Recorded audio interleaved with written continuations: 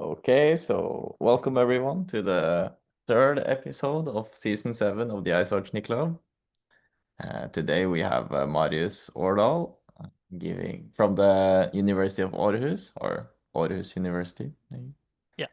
Uh, Giving his talk on the security of SQIsign. And yeah, so please take it away, Marius. All right. Thanks for the introduction. Yeah, so this presentation is going to be all about the security of SQIsign. So I'm going to cover two papers in this talk. So the first one is called A Complete Security Proof of SQIsign. It's joint work with Andrea Basso, Luca De Feo, Sika Patanabis, and Benjamin Veselovsky. And it's all about the classical security of SQIsign in the random oracle model. And then there's this second paper called the Algebraic isogeny model, a general model with applications to SQIsign and key exchanges. So this is a very new paper together with Andrea Basso and Doreen Riepel, where we take a stab at the quantum security of SQIsign with this new idealized model that I'm going to talk about. So expect this on this paper on ePrint soon, hopefully this week. Yeah. So the talk is then going to be divided into two parts. So it's going to be first the classical security of SQIsign, and then the quantum security. So without further ado, let's begin with the classical security. Or really, let's start with SQIsign. What is it? It's a digital signature scheme based on isogenies. It's currently submitted to this NIST competition for post-quantum signatures. It's currently in the second round. And it falls into this Fiat Shamir paradigm for signatures. So you construct a Sigma protocol, and then the signature is obtained by applying the Fiat Shamir transform. So let's see how SQIsign looks like. So it starts from a curve of known endomorphism ring. We call this the starting curve. And then to generate the keys, the signer will sample a secret isogeny, and then the public key is going to be the target curve. So we call this the public key curve, EPK. And then since the signer knows this secret isogeny, he can push the endomorphism ring of the starting curve through the secret isogeny to get the endomorphism ring of the public key curve. So this will be the secret key. By the way, can you see like the videos of the people so it like obstructs the view of the presentation? Should I hide it? You Like mean the like zoom there's overlay, like with no, the no. no, Yeah, okay, no, okay. it's not part of the screen. All right, okay, good. Just wanted to double check. Yeah, good idea. Yeah. So that was the signing. No, the key generation. Now to sign a message, the signer executes this Sigma protocol. So in the first step, he generates another secret isogeny called the commitment isogeny, and he sends the in the Sigma protocol he sends the curve, the target curve, to the verifier. We call this the commitment. And then in the Sigma protocol, the verifier sends a random challenge isogeny to the prover. So in the signature scheme, when we apply the Fiat Shamir transform, then you obtain the challenge isogeny by hashing the commitment and the message. And here we model the hash function as a random oracle. So now the goal of the designer is to produce an isogeny from the challenge curve to the commitment curve.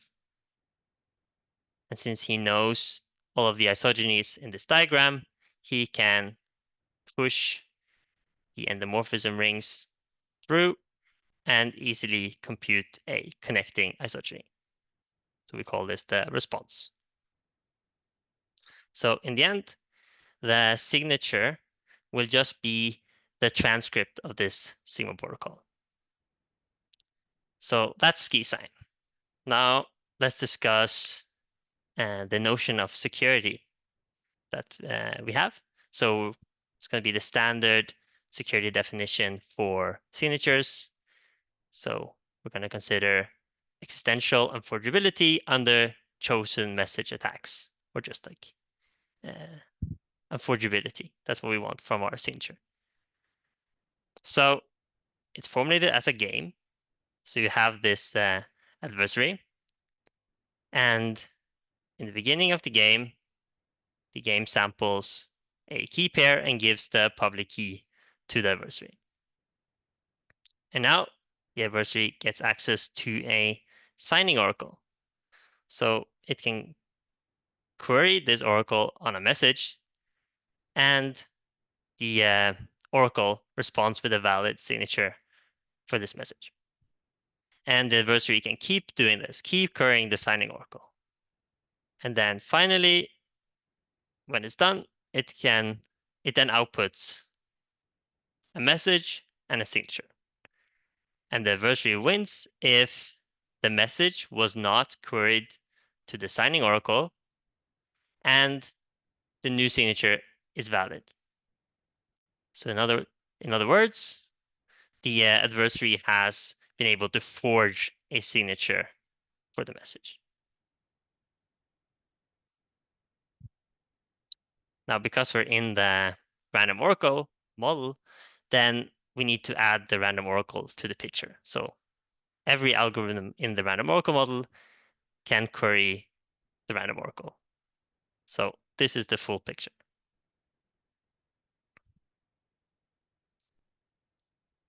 So when it comes to Fiat Shamir signatures, then there is a standard blueprint for proving that they're secure in the ROM.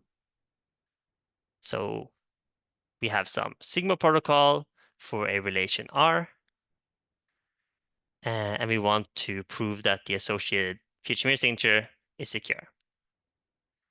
So it turns out that you just need to check that this Sigma protocol has 5 properties. If it does, then automatically you get security of the signature scheme.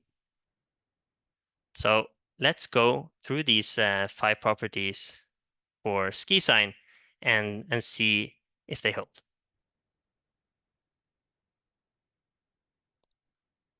So yeah, in the case of SQIsign, the Sigma protocol is a Sigma protocol for the endomorphism ring relation. So the statement is the public key curve, and the witness is the endomorphism ring. So let's look now at this checklist. So the first property that we need is that the commitment is unpredictable. Should not be able, like a computationally efficient version should not be able to predict which commitment is used. In the case of SQIsign, the commitment is statistically indistinguishable from a uniformly random curve. So this holds. Secondly, we need that the number of possible challenges is exponential in the security parameter. And by design, this holds for SQIsign.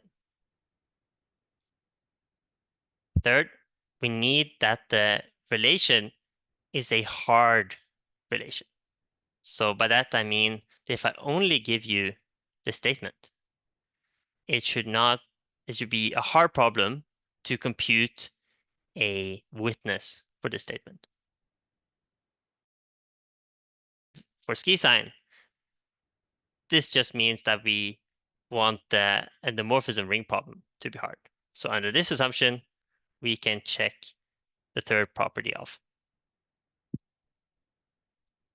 So next, there is knowledge soundness. And I want to explain that in a bit more detail.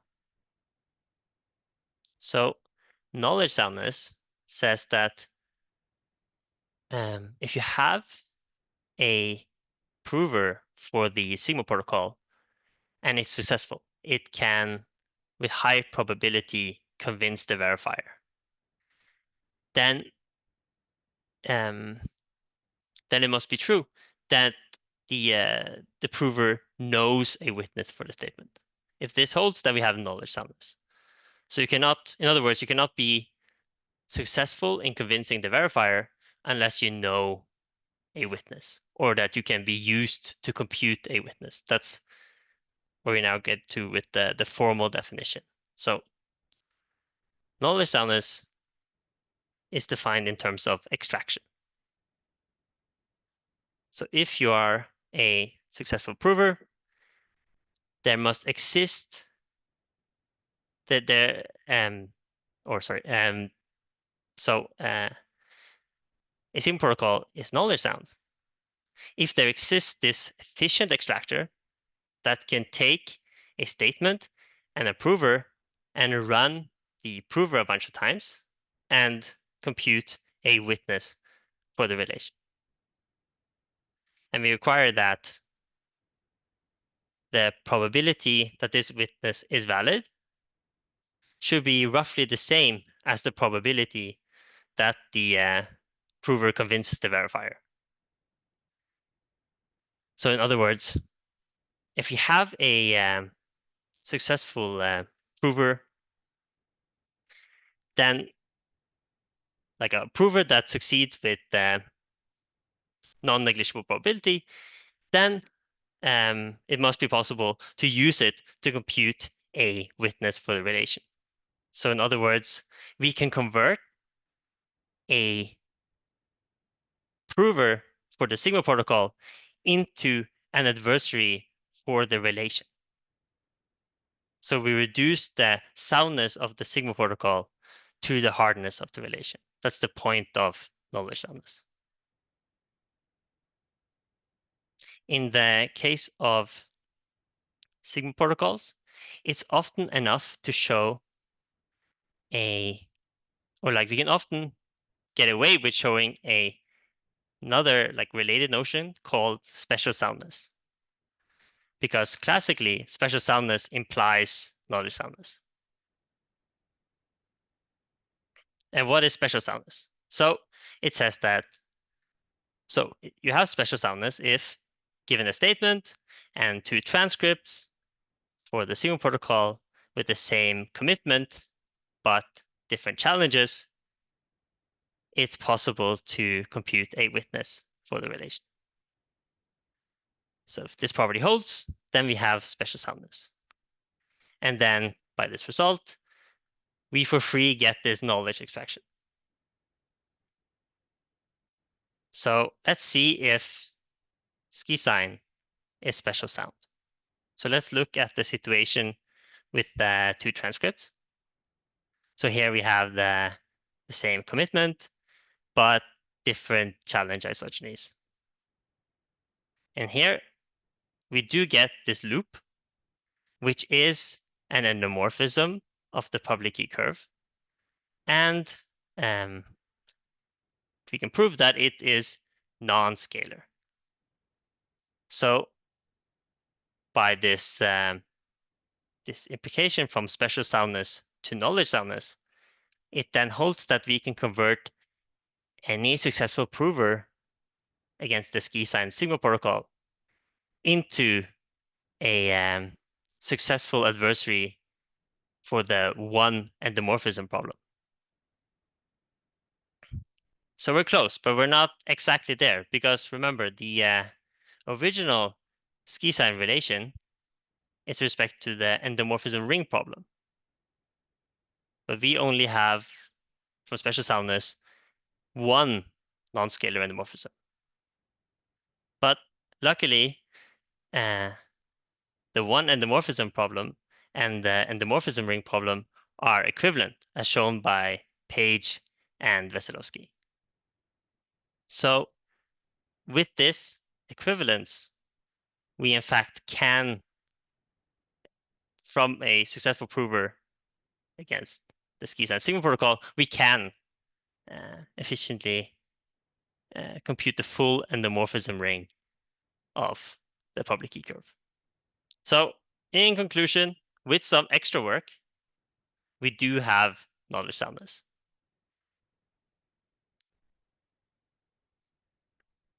Now for the final property of the blueprint. So far, things are going good, you know? But now we run into some issues when we discuss honest verifier zero knowledge. So this property says that the transcripts of the Sigma protocol should not leak information about the secret. So honest verifier zero knowledge requires that there exists this efficient simulator that takes as input a statement for the public key curve and outputs a transcript that's computationally indistinguishable from a real transcript between an honest prover and verifier.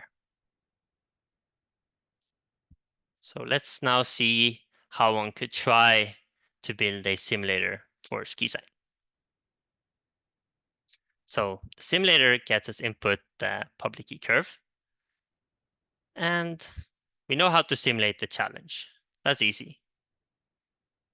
Then we would need some way to compute the response isogeny and then just set the target curve to be the commitment. But the issue is that we don't know how to simulate the response, because in SQIsign, the degree of the response isogeny is not smooth. And that's an issue because the simulator doesn't know the endomorphism ring of the public key curve. So it cannot then efficiently compute or simulate this response isogeny. We can only do this if the degree is smooth. And also, in SQIsign, the distribution of the commitment curve is supposed to be statistically close to uniform. It's not clear how to achieve this for our response. So in summary, it's hard to simulate this response isogeny. We don't know how to do it. So that means that we don't know how to show honest verifier zero knowledge. And unfortunately, we can't apply the blueprint for SQIsign. So we need another approach. So I want to quickly mention a workaround from previous work, specifically from the SQIsign to the West paper. So there they get around this by working in this ad hoc idealized model. And in this model, there's an oracle that computes exactly the distribution that you don't know how to simulate.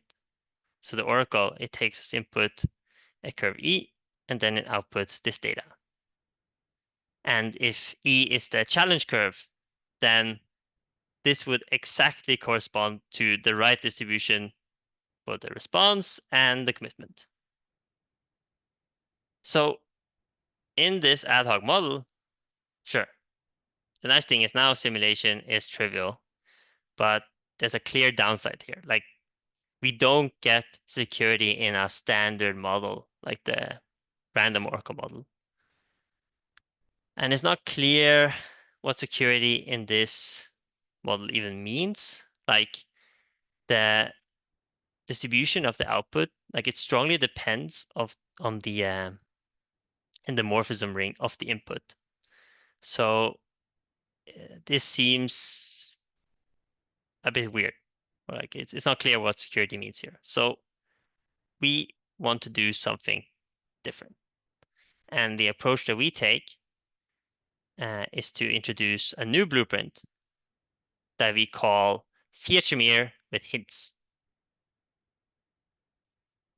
So this is like a framework that aims to capture Fiat Shamir protocols, or Fiat Shamir signatures rather, like SQIsign. So we're going to do something different for the simulation. So we're going to allow the simulator to get some extra help. We're going to give it some hint at the start. So now it gets its input the statement and this auxiliary input, the hint. And then it's supposed to output a transcript. And this hint, it comes from some hint distribution that it's up to you to specify. And this hint distribution is allowed to depend on the statement. And an important point to make is that the hint distribution doesn't need to be efficiently sampleable. Actually, that's really the point. That like the hint represents a piece of data that you don't know how to efficiently sample yourself. The nice thing about this definition is that it doesn't introduce a new oracle. This definition is compatible with the random oracle model. It's just that like all we do is that we give the simulator some extra information at the start, but then it doesn't interact with any oracle after that. So it's really just like a notion of simulation with auxiliary input. So with this, we can hope to achieve security in the random oracle model. So how would we apply this idea to SQIsign? So in the paper, we picked the following hint distribution. So the hint distribution takes as input a statement, which here is the public key curve, and outputs a random isogeny from EPK, and the degree is not smooth. The degree is like distributed very close to how it would be in SQIsign. So this is the data that the simulator gets. It's the public key curve and the hint. And now to simulate, we first sample the challenge like before. And now we use a very important property of the hint distribution. It's really the property that allows both simulation and later other parts of the proof to go through. And that's the property that the hints are pushable. So there's this algorithm that allows us to push the hint through the challenge isogeny in such a way that the hint on each chal has the same distribution as if it was freshly sampled by the hint distribution on input, the challenge curve. So this allows us to freely move the hints around through different curves and preserve their distribution. So in our case, we simply push the hint through the challenge isogeny, and we just set the response isogeny to be the hint and the target curve to be the commitment. So this approach, we're almost done. We almost have that the transcript is computationally indistinguishable, but there is still the issue with the commitment. The commitment curve, we cannot show that it is statistically indistinguishable from uniform. So we need an assumption, like a computation assumption, that it still is indistinguishable. The intuition for this assumption is that if the degree of the response isogeny in SQIsign if it was a bit longer, then you could have used these statistical results to show that the commitment would be statistically indistinguishable from uniform.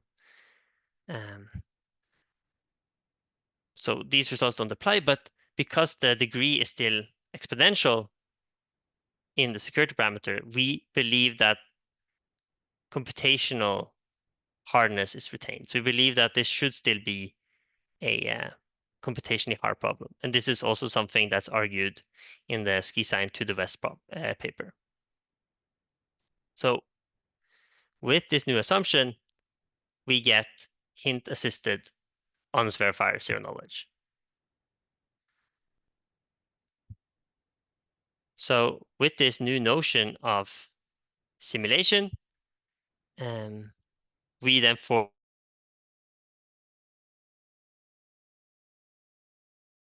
formulate a new blueprint for hints. So I highlighted in blue the changes that we need compared to the standard blueprint.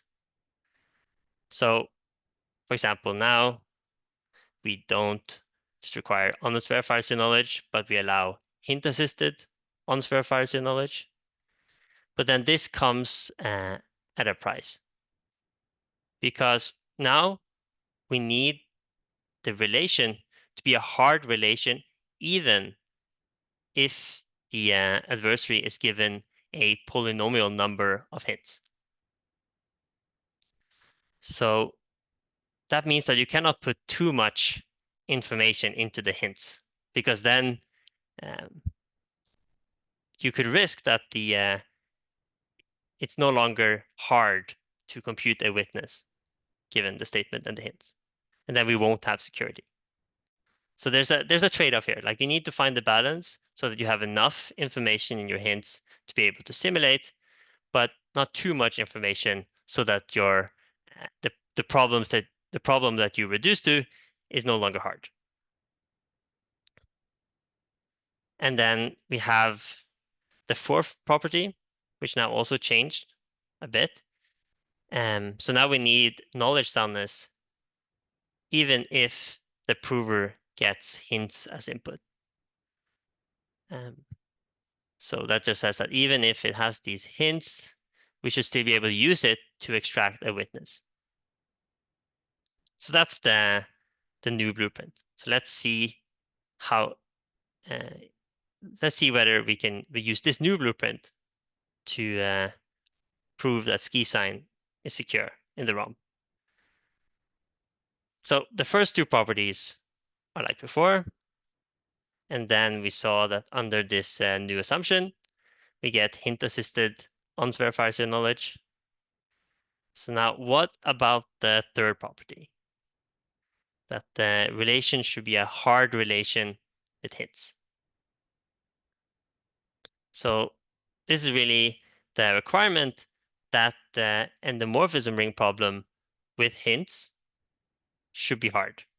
So yeah, if you're given a polynomial number of these large non-smooth isogenies, compute the endomorphism ring of the curve. So our intuition is that this problem should still be hard. Intuitively, it seems like isogenies of non-smooth degree don't really contain like any additional information compared to smooth degree isogenies. At least not any that really can be useful in solving the endomorphism ring problem.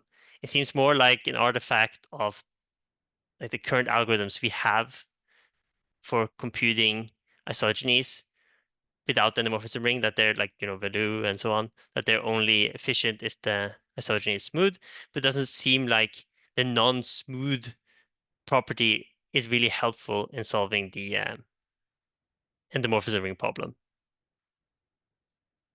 So this is an assumption, but we expect it to be hard. So under this assumption, we can put a check mark on the third property, Now it comes to knowledge soundness with hints. There, the only technical part is that now we need to do the Page and Veselovsky reduction from the one-end problem, or from the end ring problem to the one-end problem. We need to show that holds even if the adversary requires these hints. So here we again need to use the pushability of the hints so that we can move the hints around to other curves. But with this property, we can show that the same reduction goes through. So we get knowledge soundness. We have all the properties that we need. So SQIsign is indeed secure in the ROM under our two assumptions. So lastly, I would like to talk a bit about some future work when it comes to SQIsign and what we can learn from the classical analysis. So the first is this sub-procedure ideal to isogeny. For our security proof, we need that this sub-procedure fails with negligible probability. But if you look at the round 2 submission of SQIsign, then this doesn't hold exactly. Like it fails with low probability, but not negligible.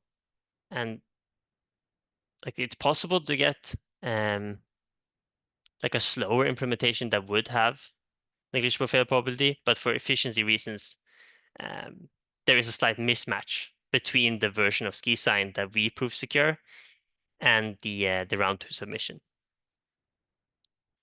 So the hope would be that in the future we could have some implementation that's both efficient and fails with negligible failure probability. So a candidate seems to be Clapoty with a Q. At least under some heuristics, they seem to get a negligible failure probability. So it'd be interesting to study these assumptions more and see if this is a viable option for SQIsign. The second remark is about the degree of the commitment isogeny in SQIsign. So it turns out that it actually has a pretty big impact on security. So in the paper, we recommend increasing the degree from 4 lambda bits to 8 lambda bits. And the reason is then the security reduction becomes much tighter. Like we actually get a meaningful security statement, even if the signer makes 2 to the 64 signing queries, which is like the threshold set by NIST. So we would get a much tighter reduction, and the impact in signing efficiency would be very minimal. Like you would almost not notice it. So we see this as a worthwhile trade-off. So this is a recommendation we have for the next round submission for SQIsign. So that's all I wanted to say about the classical security SQIsign. Now, for the second part, let's consider quantum adversaries. Because after all, I mean, SQIsign, it's a SIN scheme that we hope is secure against quantum adversary, right? This is a post-quantum cryptography. So let's look at the problem of proving SQIsign secure in the quantum random oracle model. So the first question is whether we can use the same blueprint that we had classically. Can we look at the same properties and show that they imply QROM security? And there's like in one sense, yes. If you can show all these properties, then actually you can get QROM security. So the blueprint actually extends to QROM. The issue though is that we can no longer show that SQIsign is knowledge sound. So with the properties from the blueprint that were satisfied, we can get a partial QRAM reduction. So we can go from the unforgeability game and using the unpredictable commitments and the hint-assisted simulation, we reduce to the soundness of SQIsign. This we can do quantumly. So on the right, there's no longer a quantum random oracle, and we don't have the signing oracle anymore. We just consider the Sigma protocol game where the adversary can be quantum. And so the obstruction now is that we don't know how to show that SQIsign is sound or knowledge sound in the quantum random oracle model. So I want to show why special soundness isn't enough in the quantum case. So let's first see why it was true that special soundness implied knowledge soundness in the classical setting. So this is when I probably had a bit too much fun with animations, but here goes.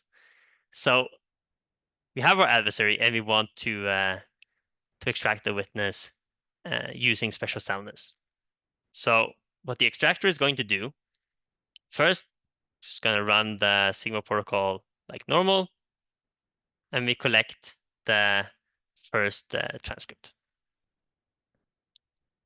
Now we can use rewinding. So you rewind the adversary right to the time before we sent the challenge. And now we can send a new challenge. We sample a new challenge distinct from the first challenge, and we hope to get a response for this challenge. So it might fail, but then we just rewind the adversary and we try again. And eventually, with good probability, we get a valid response. And from these two transcripts now, we compute the witness. So this is how you use special soundness to extract. So why doesn't this work quantumly? So now the thing you see over the adversary's head, that's the quantum state of the adversary. And that's going to ruin all the fun for us. So also, I should say that the adversary, we model it as a unitary. That means that it computes quantum operations, but it never does any measurements. By quantum, like there's this quantum principle that you can always wait with the measurements until the very end.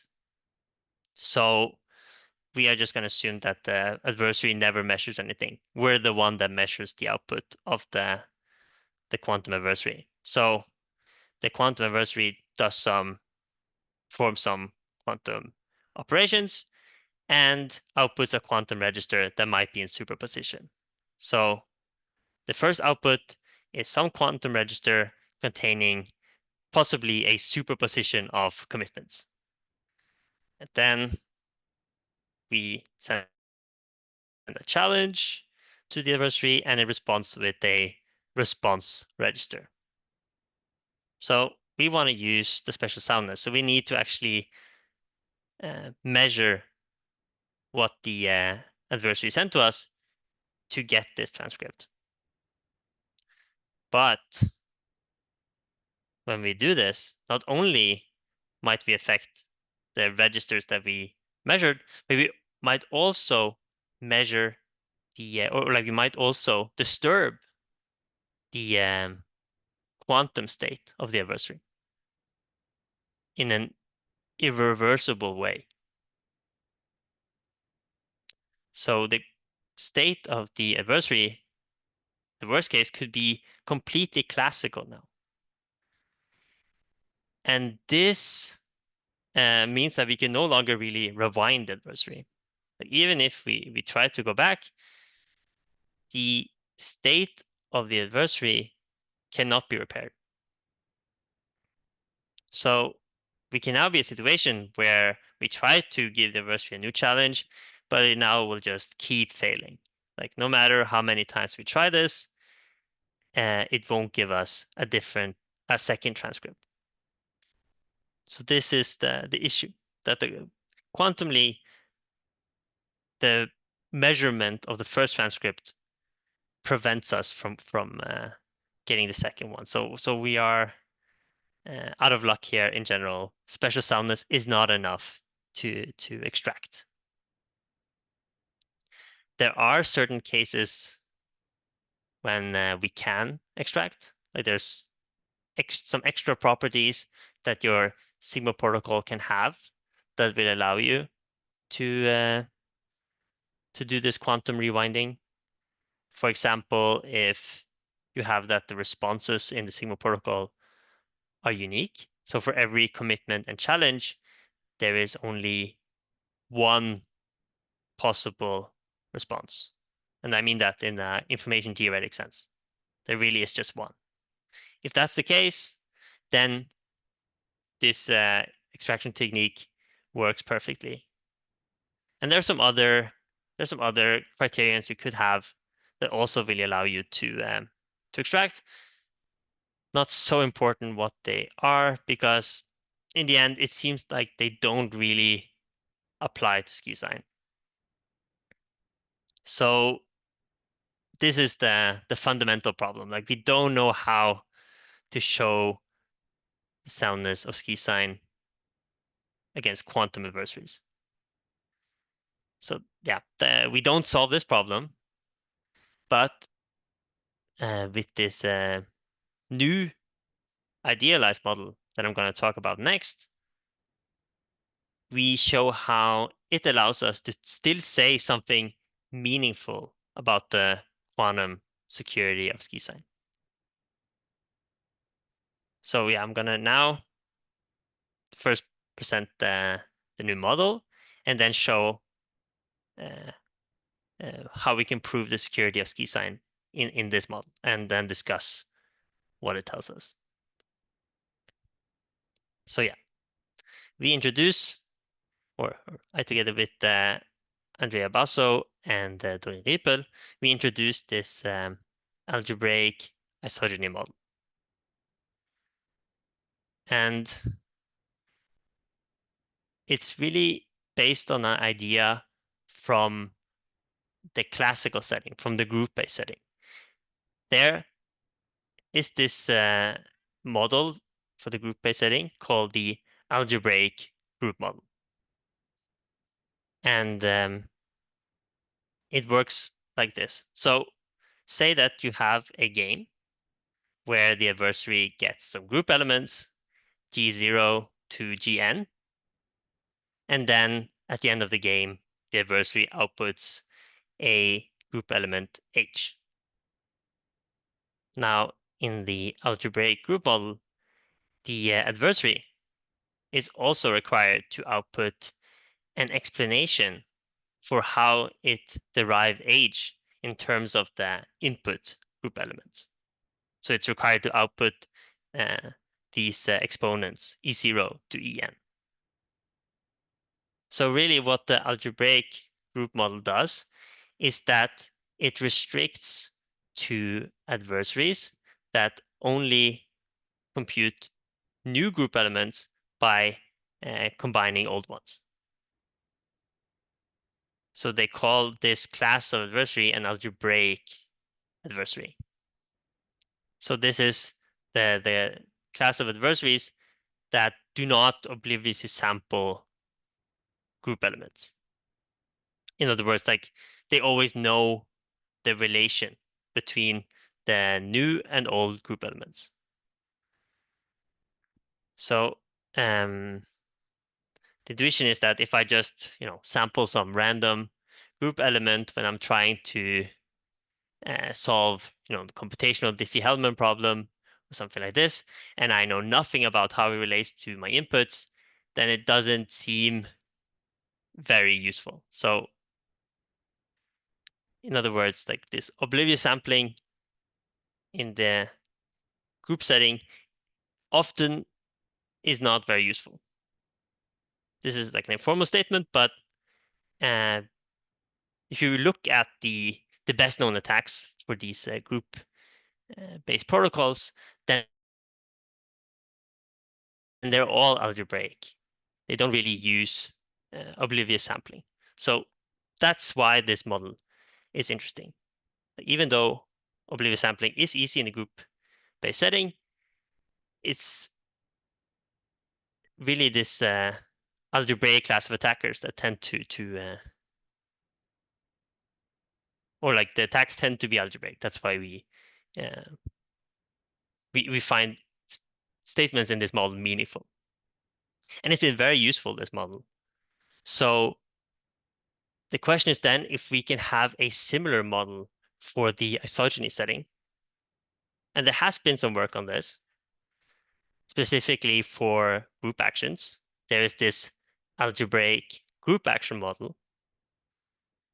So if we specialize this model for isogenies, then the adversary will take now some elliptic curves as input. And when it outputs a new elliptic curve, it has to explain how it derived this new curve with the group action. So this works if your protocol fits into this black box group action setting, where you don't really use any special properties of isogenies. You just use group actions in a very black box manner. But if you consider protocols like SQIsign, they clearly don't fall into this this model. So what we do is that we introduce the algebraic isogeny model as this one model that captures all isogeny-based protocols. So it's very similar to what we saw with the algebraic group action model. So again, the adversary gets some curves as input, and when it outputs a new curve, it needs to explain it. And now it needs to explain it with an isogeny from one of the input curves. So some details. First, we make no restrictions about the isogeny used as the explanation. It does not need to be oriented. We have no restriction on the degree. The degree doesn't need to be smooth and so on. Just any isogeny.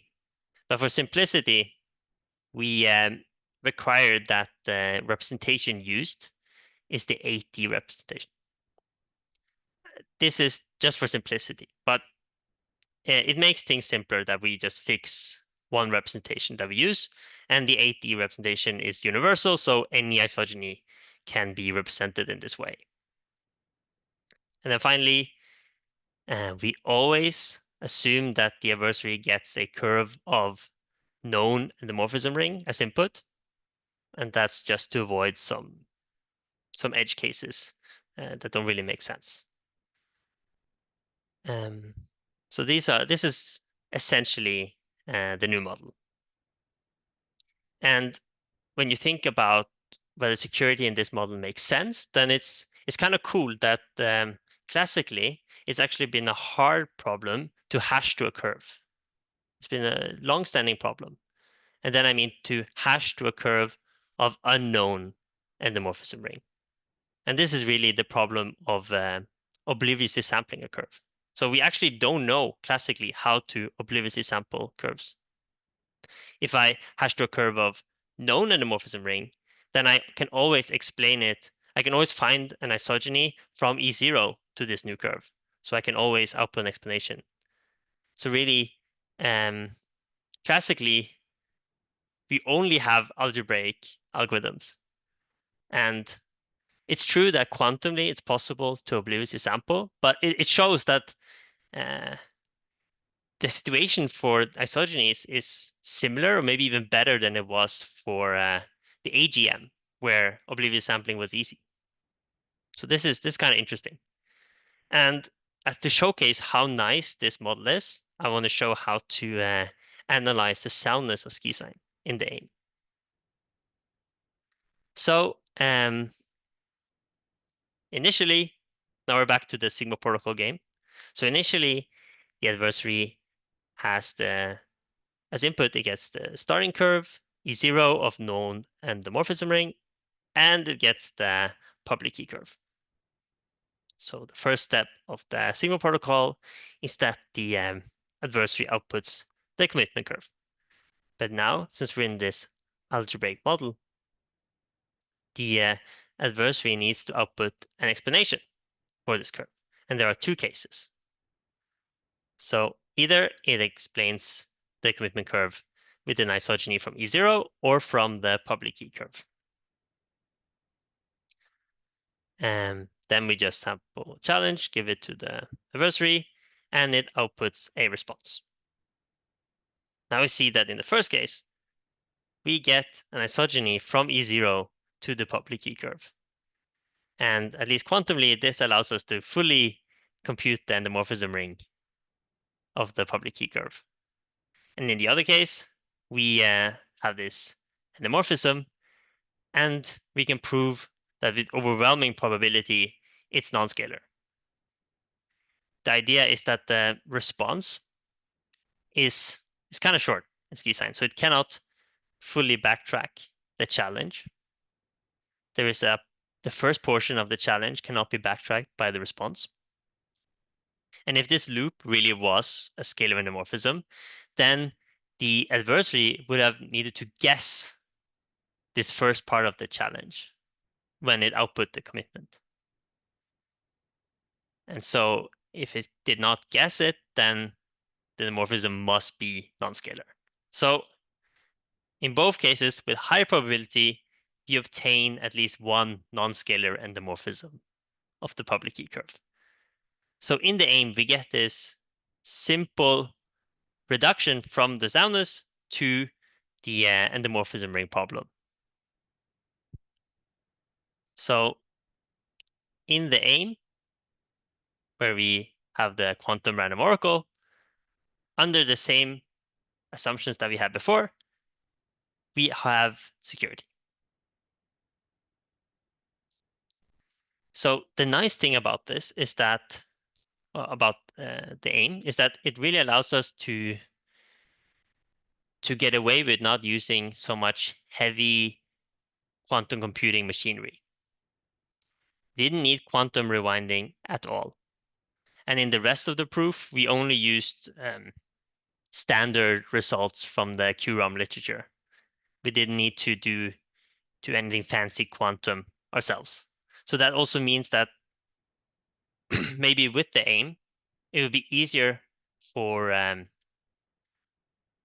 researchers that don't have such an expertise in quantum computing to still make meaningful statements about the quantum security of isogeny-based protocols, which I think is very nice. And this soundness proof is also very general.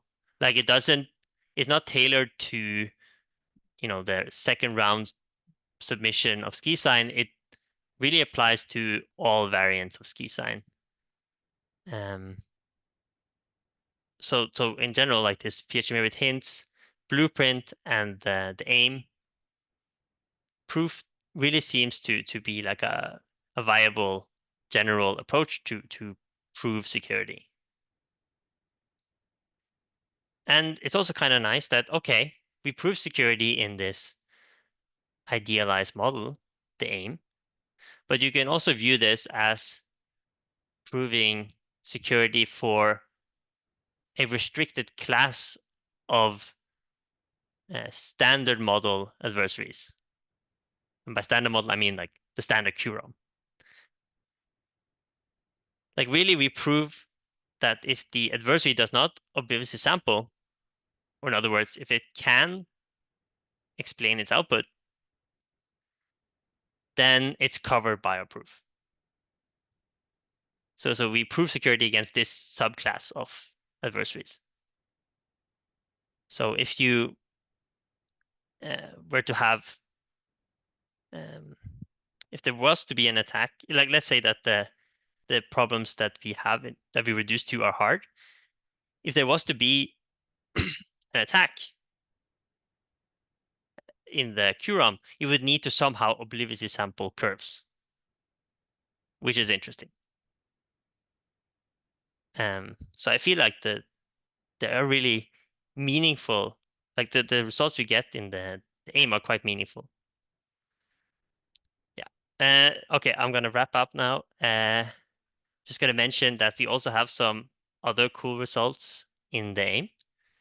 So in the paper, we show that for all SIDH variants, like M-side, ter-side, and so on, the discrete log problem is equivalent to the computational Diffie-Hellman problem, which is nice.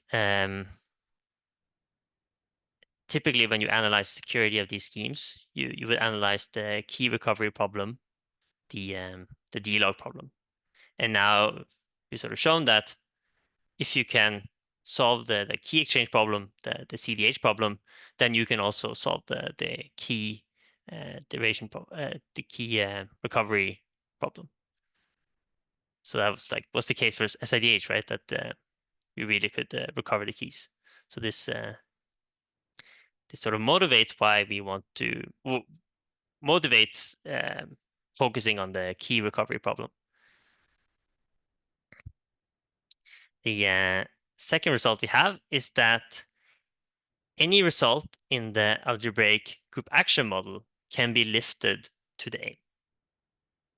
So on one hand, this means that the AIM is really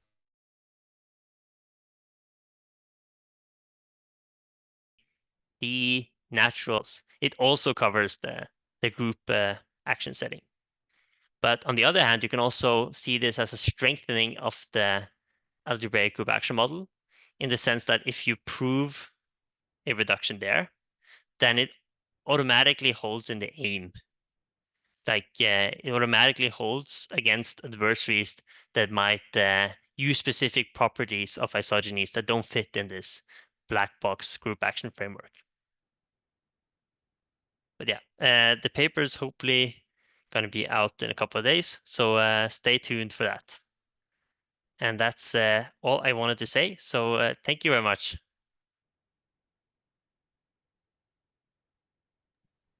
Thank you very much, Marius. Great talk. Thanks. As always, if anyone has any questions, feel free to just unmute and ask or type in the chat. Maybe I can go first with the question. So for this first paper, this Fiat Shamir with hints framework, are Yes. there any other schemes that kind of fit well into this framework, or that whose security proof became cleaner, other than SQIsign? Yeah, we also got this question by one of our reviewers, and the answer is no, not really. Like, we were hoping that maybe you could capture some, like one more type of settings where you get a certain number of like D-logs, and then you need to come up with one more. So maybe the set of D-logs that you receive for, like, you need those for simulation, right? Like one more type assumptions to use simulation. So maybe you could capture those by the hints, but in the end, we couldn't find the isogeny setting where that made sense, and that was mostly our focus. So in Yeah, the end, we don't have any examples there. no, that's completely fair. So there's two questions also in the chat. Jacob Prodom, sorry if I butchered the name. Are there any schemes that we cannot prove security for in this model? E.g., because there's something missing due to the generality of the model. Yes, this is a very good question, and it's something I I didn't have the time to mention. But yeah, there are some protocols that we cannot capture. So there's this scheme, Poke, by Andrea and Luciano, and it's similar to the SIDH variants, like it's a key exchange, but in the end, the shared secret is not a curve, but points. So that actually means that we cannot, like, then it doesn't fit into this result we had for the equivalence between D-log and CDH. So our model is missing a way to handle torsion points, or maybe like to handle level structures. In the sense, it's a bit hard to add torsion points to this model as something else than just bits, because it's clearly easy to like get the torsion point. I can easily obliviously sample a torsion point, and it's not clear uh, if if there are like non-trivial attacks that obliviously sample torsion points, like in the same way that we could, like, it's clearly hard to hash curves, but it's not clear if it's like if the same can be said for torsion points. So we leave that as like an open problem, but it would be very cool if you could capture level structures in the same. Interesting. There are many more questions here. So Oh wow. Fredrik Verkateren asks, at some point you said you could obliviously or quantumly obliviously sample a random supersingular curve. Yes. How does that work? There are two examples that I know of. So the first one is in the group action setting. So this is a paper by Sandry. I think it's called like quantum money from Bealing group actions, something like this. And then they basically, like, he shows how to first, you sample a random element from the group, or like, no, sorry, you sample a superposition, a uniform superposition on the over the group. Then you apply the group action in superposition. You uncompute, like he has a trick to uncompute the group element used, and then you measure the output. So then by the quantum magic, the explanation, the group action element is gone. And then another example, which is in the regular isogeny setting, or the full isogeny setting, is in the paper about hashing to, or failing to hash to curves. I think it's like the last section. They discuss briefly how this could be done quantumly. But both of these approaches, they are still like almost, like, I would say that they're algebraic in the sense that they do a random walk and then they forget the walk through quantum magic. So even there, it's not like they can do something completely oblivious. It's just that quantum allows you to forget in a way that you can't classically. Also interesting. Yeah. Okay, I'll just keep firing away the questions in chat. So Sung Hoon Lee asks, how realistic is the algebraic isogeny model? I.e., are we guaranteed that hard problems in the AIM are also hard in the standard model? Or are there any counterexamples? Yeah, I mean, like the random oracle model and the AGM, there's always going to be at least there's going to be contrived counterexamples for sure. where, like, if you take the ROM, there are like these constructions where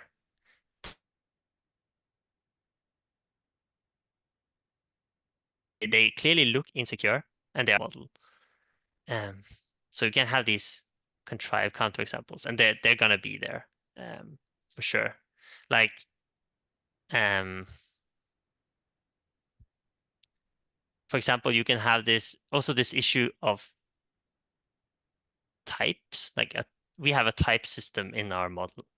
So we have like a type that's curve, and then everything else is like bits. But you can consider like this very contrived game where the adversary gets like as input, it gets a string, which is like a curve, and then it's supposed to output that curve as a curve type, for example. And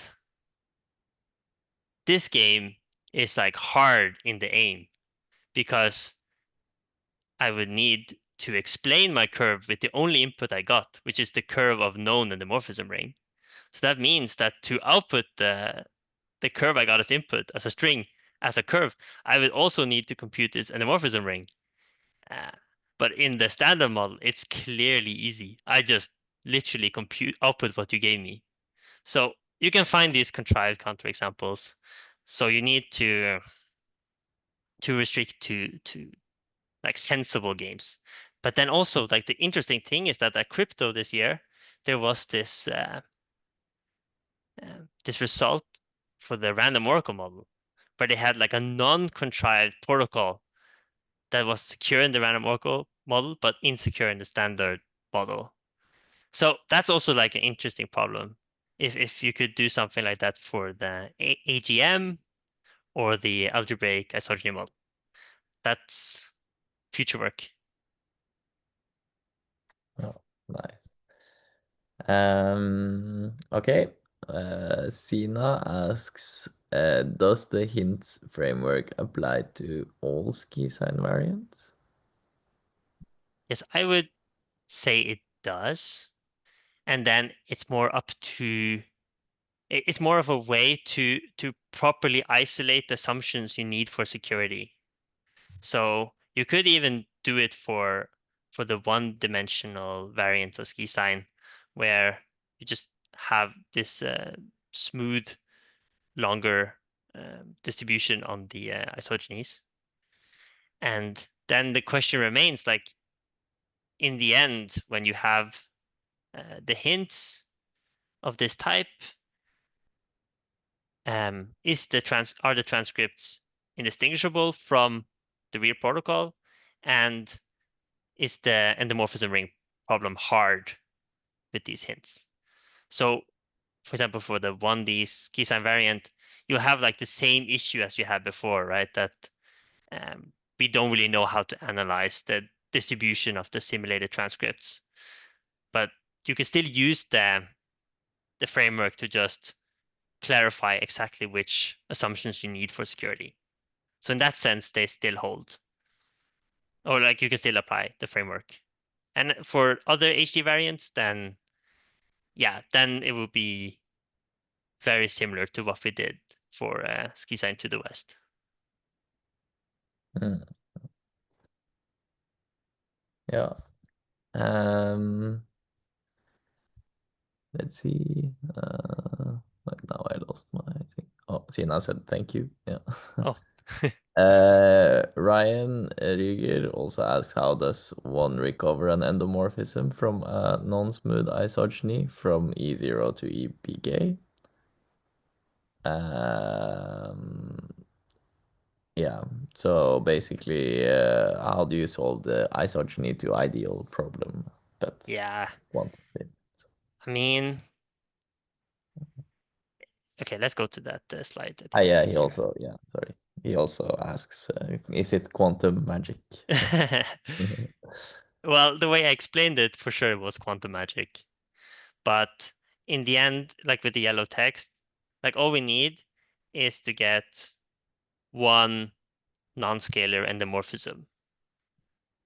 That's all we want from this step. And then we're just going to use the reduction by page and Veselovsky to get the full endomorphism ring.